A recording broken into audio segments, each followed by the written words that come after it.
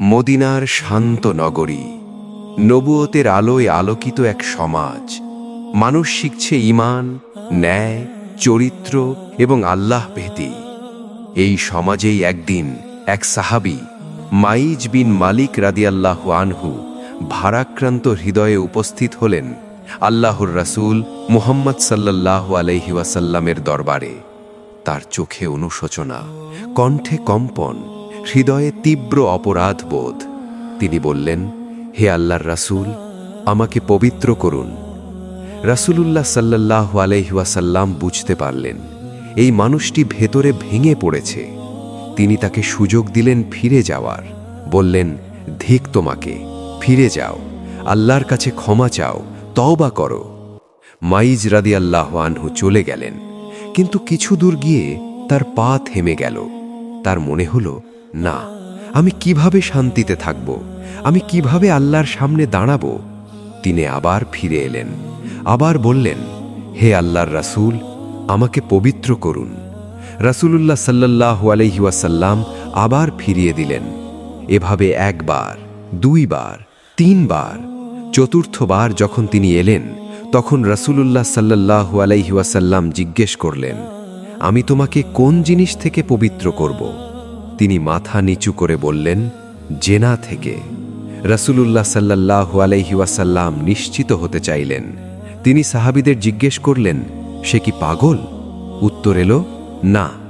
তিনি বললেন, সে কি মদ পান করেছে? একজন সাহাবী এগিয়ে গিয়ে পরীক্ষা করলেন, কোনো গন্ধ নেই। শেষবার তিনি জিজ্ঞেস করলেন, তুমি কি সত্যিই জেনা করেছ? তিনি বললেন, হ্যাঁ। তারপর শরীয়তের বিধান কার্যকর হল, রজমের নির্দেশ দেওয়া হলো। তার দুনিয়ার জীবন শেষ হল, কিন্তু তার তওবা আকাশ ছুঁয়ে গেল। 2-3 দিন পর রাসূলুল্লাহ সাল্লাল্লাহু আলাইহি ওয়াসাল্লাম সাহাবীদের বললেন, তোমরা মাইজের জন্য ক্ষমা প্রার্থনা করো। সবাই বললেন, আল্লাহ তাকে ক্ষমা করুন। তখন রাসূলুল্লাহ সাল্লাল্লাহু আলাইহি ওয়াসাল্লাম বললেন, সে এমন তওবা করেছে, যদি তা সমগ্র উম্মতের মাঝে বন্টন করা হয় তবে সবার জন্য যথেষ্ট হবে। কল্পনা করুন, কি পরিমাণ অনুতাপ, কি পরিমাণ আন্তরিকতা হলে নবী সাল্লাল্লাহু আলাইহি ওয়াসাল্লাম এমন কথা বলেন। কিন্তু ঘটনা এখানেই শেষ নয়।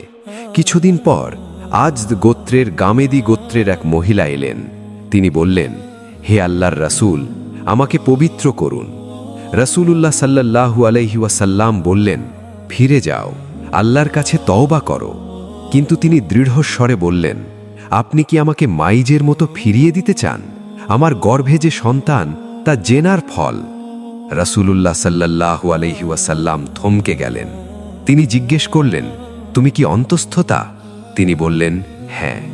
তিনি বললেন, তাহলে যাও, সন্তান জন্ম না নেওয়া পর্যন্ত অপেক্ষা করো। সময় পেরিয়ে গেল। তিনি সন্তান প্রসব করলেন। তিনি আবার এলেন। রাসূলুল্লাহ সাল্লাল্লাহু আলাইহি ওয়াসাল্লাম বললেন, তাকে দুধ পান করাও, দুধ ছাড়ানো পর্যন্ত অপেক্ষা করো। কেন? কারণ ইসলাম কেবল শাস্তি দেয় না, মানবিকতা রক্ষা করে। একটি নিষ্পাপ শিশুর অধিকার আগে। আবার সময় পেরোল।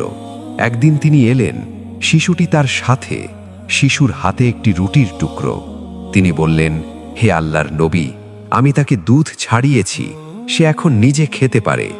রাসূলুল্লাহ সাল্লাল্লাহু আলাইহি ওয়াসাল্লাম শিশুটিকে একজন মুসলমানের জিম্মায় দিলেন। তারপর নির্দেশ দিলেন, তার জন্য গর্ত খোঁড়া হোক। গর্ত খোঁড়া হলো, বক্ষ পর্যন্ত। মানুষ রজন শুরু করল। সামনে এগিয়ে এলেন খালিদ বিন ওয়ালিদ রাদিয়াল্লাহু আনহু। তিনি একটি পাথর নিক্ষেপ করলেন। রক্ত ছিটকে এসে তার মুখে পড়ল। তিনি উত্তেজিত হয়ে কিছু বললেন। তখন রাসূলুল্লাহ সাল্লাল্লাহু আলাইহি ওয়াসাল্লাম বললেন, থামো হে খালিদ, যার হাতে আমার প্রাণ, এই মহিলা এমন তওবা করেছে, যদি রাজস্ব আত্মসাৎকারীও এমন তওবা করত, তবে তাকেও ক্ষমা করা হতো। এ কথা শুনে সবাই স্তব্ধ। তারপর রাসূলুল্লাহ সাল্লাল্লাহু আলাইহি ওয়াসাল্লাম তার জানাজার সালাত আদায় করলেন। তখন উমর ইবনুল খাত্তাব রাদিয়াল্লাহু আনহু বললেন, হে আল্লাহর রাসূল, আপনি তার জানাজার পড়লেন? সে তো জেনা করেছে। রাসূলুল্লাহ সাল্লাল্লাহু আলাইহি ওয়াসাল্লাম বললেন, সে এমন তওবা করেছে, যদি তা মদিনার ৭০ জন মানুষের মাঝে বন্টন করা হয় তবুও যথেষ্ট হবে। তুমি কি এর থেকে উত্তম তওবা পাবে, যে ব্যক্তি আল্লাহর সন্তুষ্টির জন্য নিজের জীবন উৎসর্গ করেছে?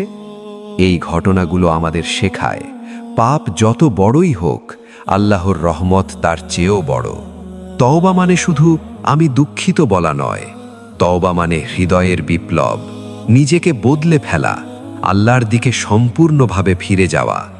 মাইজ রাদিয়াল্লাহু আনহু, গামেদি মহিলা, তারা আমাদের শিখিয়ে গেলেন, সত্যিকারের তওবা মানুষকে লাঞ্ছনা থেকে মর্যাদায়, অপরাধ থেকে পবিত্রতায়, গুনাহ থেকে জান্নাতের পথে নিয়ে যায়। আজ আমরা কি করছি? আমরা কি আমাদের রবের দিকে ফিরে যাচ্ছি? আসুন আমরাও আন্তরিক তওবা করি, কারণ বান্দার গুনাহ মাফের অন্যতম মাধ্যম হল সত্যিকারের তওবা।